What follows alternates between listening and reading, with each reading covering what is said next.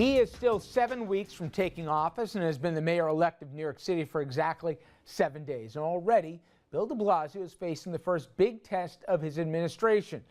They are in the form of labor unions and their contracts. The 300,000 people who work for the city are doing so without a contract and have gone 3 years without a raise. That is almost certain to change under de Blasio, but the unions, they want $7 billion in back pay alone, a number that doesn't include what cops and firefighters are demanding. So what will de Blasio do? What kind of relationships does he have with these unions? And what markers do they hold on him? For those answers, Dominic spoke earlier today with Joshua Freeman, distinguished professor of history at Queens College and a labor historian. Thank you very much for joining us tonight, Professor Freeman. And let's start with the math, if you will. Mayor-elect de Blasio walks into office on day one with a $2 billion deficit. Is that correct? Well, that's what the Bloomberg administration's suggesting. It's a little opaque. It's hard to predict. Depends on tax revenues and also whether there's money stashed away, as there sometimes is. But it's clearly not going to be money bags sitting on shelves for him to give out when he takes office. Okay, well, contracts for all the municipal unions plus what they want retroactive pay, that's a price tag of about $7 billion, correct? Yeah, I think that's the case. If you add up all the years and all the different unions, it's something in that range.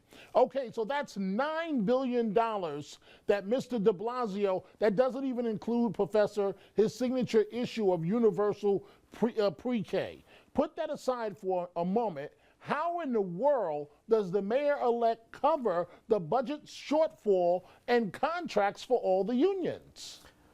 Well, I think this is a more complicated calculus. I think you have to put this in the context of the whole city budget, revenue issues. As you know, he's hoping to get a new tax rate for upper income earners. And also, even if there is retroactive pay, that doesn't necessarily mean it's all going to come in the first year. It certainly could be spread out over time. So, this is a challenge. There's no question about it. But I don't think necessarily, we're talking, it's a $9 billion hole. This is absolutely impossible. It's going to take some creative discussions for him to work it out. But it remains to be seen exactly how it will play out in budgetary terms. Fair enough. What happens next, Professor?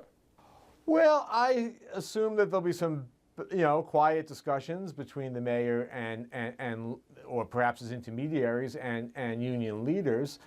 He's been fairly careful. He's not really committed himself to anything. So I don't think we may know for a little while where he'll be going. He also needs to staff up, and it's unclear whether the chief negotiator for the city will be staying or be replaced. So there's a lot of work to be done. What are the consequences, Professor, if Mayor-elect de Blasio does not give in to the union request? Well, first of all, I would be amazed if he simply says, I agree to everything you want. I don't think he's going to do that, and I suspect even the union leaders don't expect that. But I think that they do expect that there'll be a change from the Bloomberg administration. And I think the mayor certainly will want to have an ongoing alliance with labor. He's got a pretty ambitious agenda. The political support that he can get from the labor movement, both in the city and also up in Albany, I think would be important to him. So I don't think he's going to want to alienate the labor movement, but he's got a balancing act. He's obviously got, as you suggested, fiscal concerns. So I think, it's going to be a political test. Professor, given the fact that many of these unions that we're talking about, during the primary, they were not with Bill de Blasio. Does that play a role in any of this? It might. The big municipal unions support other candidates in the primary. They all support him in the general, but not in the primary. And that may give him a little bit more wiggle room.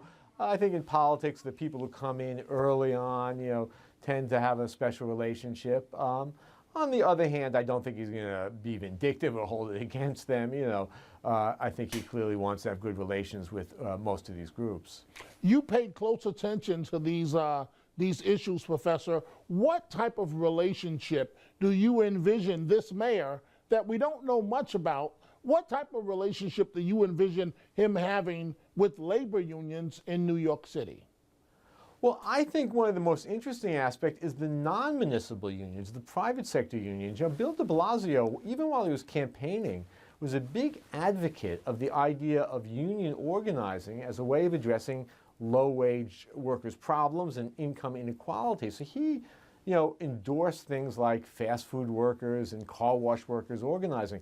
Now, that's a big change. And we really haven't had a mayor who said, I think, unionism plays a big role in advancing the interest of our city and our population. So it'll be interesting to see if he continues to do that, and I think that will win him a lot of goodwill in the union movement in general. So I don't think we should think of this as simply an issue of municipal labor contracts. There are other issues out there, and so far I think he's been certainly one of the more pro-union political leaders we've had in recent years. I close on this, Professor.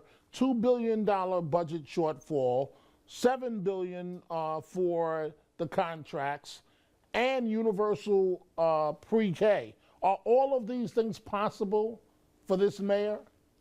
I don't think it's probably possible to do all of this at once, but if he can get something from Albany to help on the pre-K, and he has some sort of understanding with the unions, which may not be everything they want, I think you could have some sort of retroactive pay, treat city workers decently, and do pre-K. It's a tough lift, but I don't think it's utterly impossible. And I think it'll be a good test of his political skills, and he seems pretty skillful so far. So we'll just have to see. Professor, we thank you so much for joining us tonight. It's been my pleasure, Dominic. Thank you, Dominic. We're going to wrap things up on RFL right after this quick commercial break. Stay with us.